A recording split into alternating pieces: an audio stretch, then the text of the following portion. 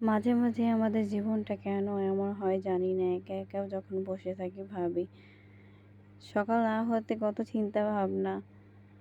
আর যাদের কপাল মানে হচ্ছে কি জানি বলে, জন্ম থেকে সুখে স্বর্ণের চামিচে ভাত সব কিছুতে সকালাত না চাইতে মাথার সামনে, কিন্তু আমাদের জীবনটা এমন নয়, জানি না কিসের জন্য। তারপরে সব কিছুতে বলতে হয় আলহামদুলিল্লাহ।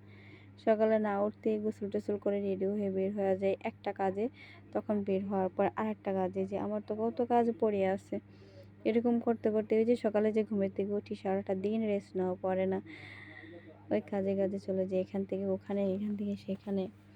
আসলে কাজে ভাত আছে, কাজ করলে আদর আছে, কাজের আদর সব জায়গায়, কাজ না করলে আদর নেই। আর যোগ্যতা প্রমাণ করতে হবে তুমি হচ্ছে যে কতটুক পারো কতটুক পারো না।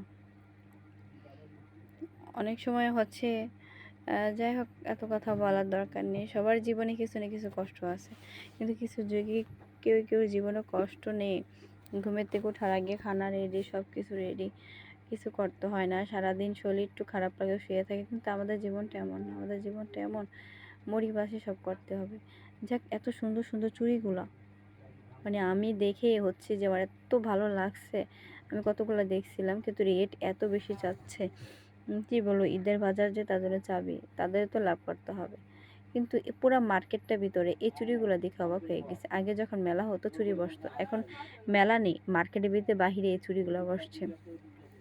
আমি একটা কাজের জন্য বাইরে আসছিলাম, ওই কাজের থেকে একজনকে খাবার দিতে এখানে আসছিলাম, এক আন্টিকে ইফতারি দিতে। দেওয়ার পথে আমার কিছু ওষুধ পানি কেনাকাটা করা ছিল, তো ওগুলো কেনাকাটা করার পর আমি যখন যাচ্ছিলাম একটু ফল কিনবো, তখনও দেখি ফলের বাজারে আগুন, কিচ্ছু ধরা যায় না। যেতে যেতে দেখি আরে মানুষে বলে আমার থেকে টাকা নেয়, ও বলে আমার থেকে টাকা নেয়।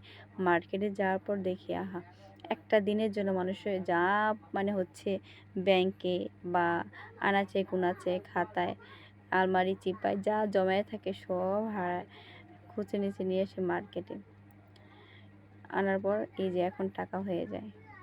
একটা দিনের জন্য আমরা কত হচ্ছে কষ্ট করি, কত জার্নি করে রোজা রেখে সব কিছু রেখে হচ্ছে কষ্ট করার পরও একটা দিন, সারা মাস কষ্ট করি, কি একটা দিন আল্লাহ তাআলা দিয়েছে।